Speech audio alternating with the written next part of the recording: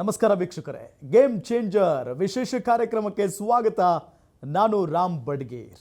ವೀಕ್ಷಕರೇ, ಇವತ್ತು ಗೇಮ್ ಚೇಂಜರ್ನಲ್ಲಿ ವಿಶೇಷವಾದಂಥ ಅತಿಥಿ ಇದ್ದಾರೆ. ಭಾಳ ಪ್ರಮುಖವಾಗಿ ಈಗ ನಾವೆಲ್ಲರೂ ಕೂಡ ಬದಲಾಗಬೇಕು, ನಮ್ಮ ದೇಶ ಬದಲಾಗಬೇಕು ಅಂತ ಅಂದಾಗ ಶಿಕ್ಷಣ ವ್ಯವಸ್ಥೆ ಇನ್ನೂ ಇಂಪ್ರೂವ್ ಆಗಬೇಕು. ಯಾವ ರೀತಿಯಾಗಿ ಇಂಪ್ರೂವ್ ಆಗಬೇಕು, ಶಿಕ್ಷಣ ವ್ಯವಸ್ಥೆಯಲ್ಲಿ ಒಂದು ಕ್ರಾಂತಿನೇ ಆಗಬೇಕು ಅನ್ನೋ ನಿಟ್ಟಿನಲ್ಲಿ ಆಗಾಗ ಚರ್ಚೆ ಆಗ್ತಾನೆ ಇರುತ್ತೆ.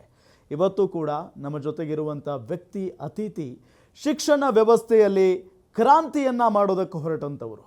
ಹೌದು, ಅವರು ಬೇರೆ ಯಾರೂ ಅಲ್ಲ, ವಿದ್ವತ್ ಸಂಸ್ಥೆಯ ಸಂಸ್ಥಾಪಕರಾಗಿರುವಂಥ ರೋಹಿತ್ ಪಾಟೀಲ್ ಅವರು.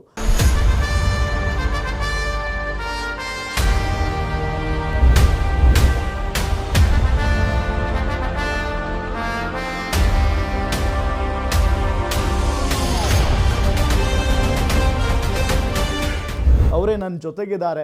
ಅವರ ಜರ್ನಿ ಹೇಗಿತ್ತು, ಜೊತೆಗೆ ಈ ಶಿಕ್ಷಣ ವ್ಯವಸ್ಥೆಯಲ್ಲಿ ಕ್ರಾಂತಿ ಮಾಡೋದಕ್ಕೆ ಏನು ಕಾರಣ, ಜೊತೆಗೆ ಯಾವ ರೀತಿಯಾಗಿ ಈ ವಿದ್ವತ್ ಸಂಸ್ಥೆ ಕಾರ್ಯವನ್ನು ನಿರ್ವಹಿಸುತ್ತೆ ಅನ್ನೋದರ ಬಗ್ಗೆ ಅವರ ಜೊತೆಗೆ ಮಾತನಾಡ್ತಾ ಹೋಗೋಣ. ಅವರನ್ನು ನಾನು ಮೊದಲಿಗೆ ಕಾರ್ಯಕ್ರಮಕ್ಕೆ ವೆಲ್ಕಮ್ ಮಾಡ್ಕೊಳ್ತೀನಿ. ಸರ್ ನಮಸ್ಕಾರ, ಕಾರ್ಯಕ್ರಮಕ್ಕೆ ಸ್ವಾಗತ ನಿಮಗೆ.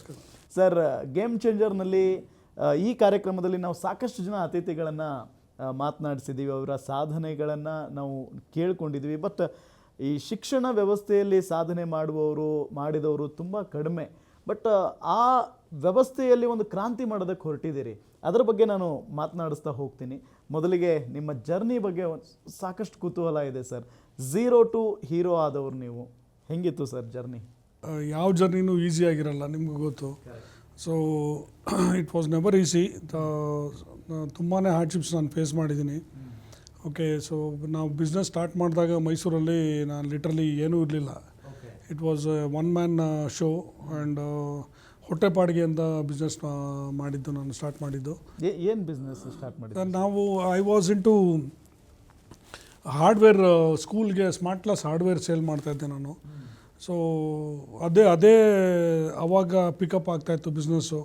ನನಗೆ ಬೇರೆ ಏನೂ ಉಳಿಲಿಲ್ಲ, ಯಾಕಂದರೆ ಬೆಂಗಳೂರಲ್ಲಿ ಮಾಡ್ತಾ ಇದ್ದಿದ್ದು ಬಿಸ್ನೆಸ್ಸೇ ನಾನು ಅಲ್ಲಿ ಮೈಸೂರಲ್ಲಿ ಮಾಡೋಕ್ಕಾಗ್ತಾ ಇರಲಿಲ್ಲ.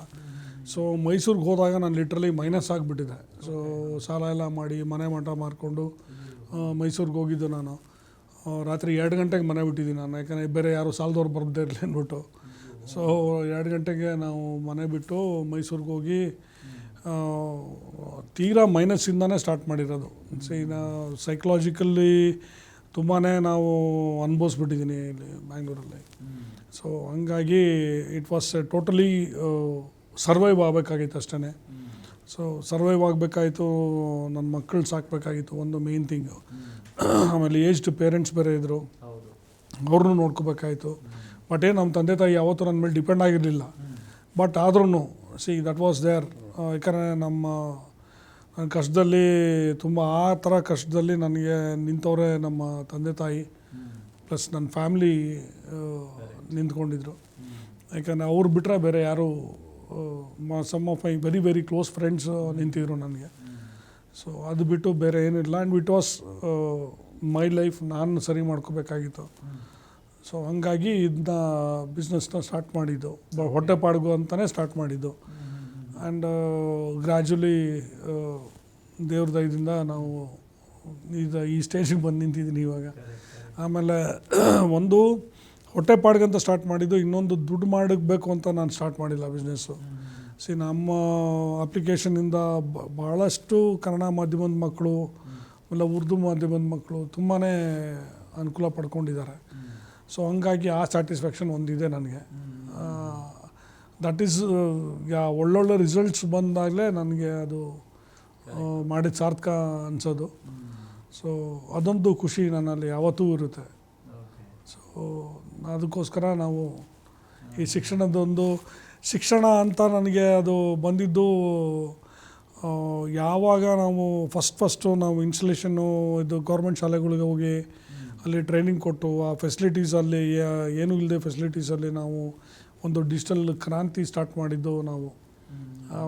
ಆವಾಗ ನನಗೆ ಆ ಮಕ್ಕಳಲ್ಲಿ ಪ್ರೊಜೆಕ್ಟರ್ ಆನ್ ಆದಾಗ ಆ ಖುಷಿ, ಆಮೇಲೆ ಅನಿಮೇಷನ್ಸ್ ನೋಡಿದಾಗ, ಪಾಠಗಳು ಅನಿಮೇಷನ್ಸ್ ಮೂಲಕ ಕಲಿತಾಗ ಮುಖದಲ್ಲಿ ಖುಷಿ ನೋಡಿದಾಗ, ಹೌದಪ್ಪ ನಾ ಏನೋ ಒಂದು ಸೊಸೈಟಿಗೆ ಏನೋ ಒಂದು ವಾಪಸ್ ಕೊಡ್ತಾಯಿದ್ದೀನಿ ಅಂತ ಅನ್ನಿಸ್ತು. ಆಮೇಲೆ ಅದನ್ನೇ ನಾನು ರೂಢಿ ಮಾಡಿಕೊಂಡು.